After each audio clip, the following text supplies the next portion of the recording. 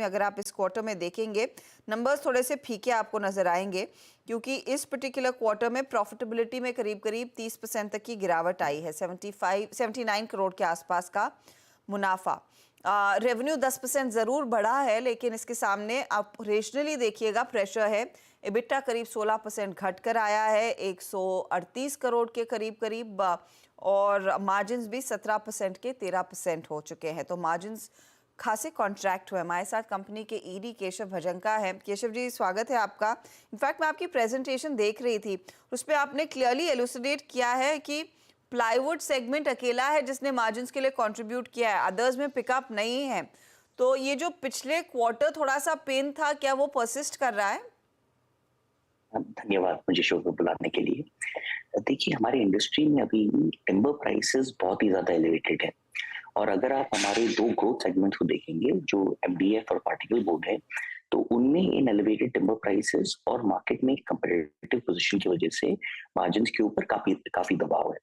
आप देखेंगे तो प्लाईवुड में मार्जिन्स कंसिस्टेंट है, लैमिनेट्स में मार्जिन्स थोड़े सबडूड है बट बहुत सबडूड नहीं है। लेकिन एमडीएफ एंड पार्टिकल बोर्ड में जो मार्जिन गाइडेंस है वो भी हमने रिवाइज करके 15% के लिए इस साल के लिए।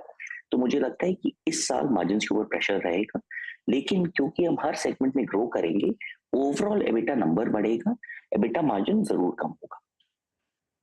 गाइड कर रहे हैं, क्या आप कॉन्फिडेंट है ग्रोथ किस क्वार्टर तक आएगी? When do you see it really picking up? क्योंकि आपकी कमेंट्री ये परसिस्टेंटली कह रही है कि अभी भी डिमांड स्लगिश है।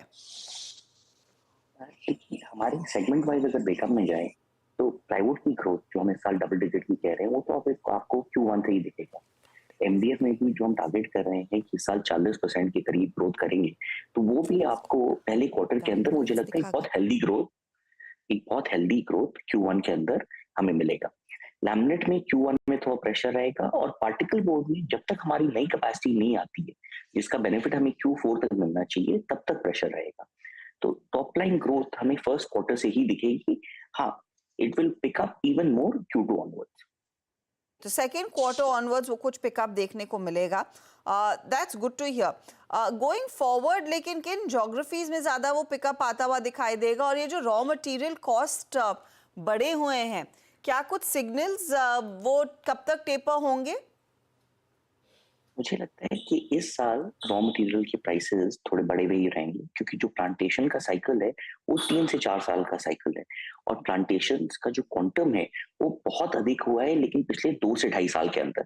तो इस साल थोड़ा प्रेशर रॉ मटेरियल प्राइसेस पे दिखेगा, लेकिन गोइंग फॉरवर्ड मुझे लगता है कि अगले साल से ये वापस ईज आउट हो जाएगा। ज्योग्राफिकली अगर आप बात करें तो प्लाईवुड, लैमिनेट इन सेगमेंट्स में हमारी पैन इंडिया ग्रोथ रहेगी। एमडीएफ में क्योंकि हमारी नई कैपेसिटी साउथ इंडिया में आई है बडवेल में, तो एमडीएफ में हमें साउथ से बहुत अच्छा ग्रोथ मिलेगा। तो ओवरऑल इसकी इस समय आपकी किस कैपेसिटी पर आप काम कर रहे हैं? जो नई कैपेसिटीज आपने कमीशन करने की बात कही थी, वो पूरी कमीशन हो गई है या फिर कुछ पेंडिंग है, केशव जी? हमारी एमडीएफ की नई कैपेसिटी कमीशन हो गई है, तो जो हमारी 950 क्यूबिक मीटर की कैपेसिटी है उसमें से 750 कमीशन हो चुका है, और 200 क्यूबिक मीटर अगले साल हम जब एक्सपेंशन लेंगे उसके बाद आ जाएगा। बाकी हर प्रोडक्ट कैटेगरी में हमारे पास कैपेसिटी है, पार्टिकल बोर्ड छोड़ के। पार्टिकल बोर्ड की जो कैपेसिटी एक्सपेंशन है वो होपफुली Q4 तक आएगी, तो हमें उसका Q4 में या अगले साल जाके पूरा बेनिफिट मिलेगा। क्या चांसेस हैं कि FY25 में ये गाइडेंस फिर मीट ना हो पाए, केशव जी?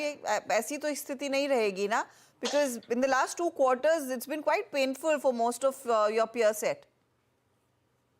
देखिए, काफी सालों से मैं कंपटीशन के ऊपर तो कमेंट नहीं करूंगा, लेकिन काफी सालों से आप देखेंगे कि हमने जो गाइडेंस दिया है हमने उस पर डिलीवर किया है।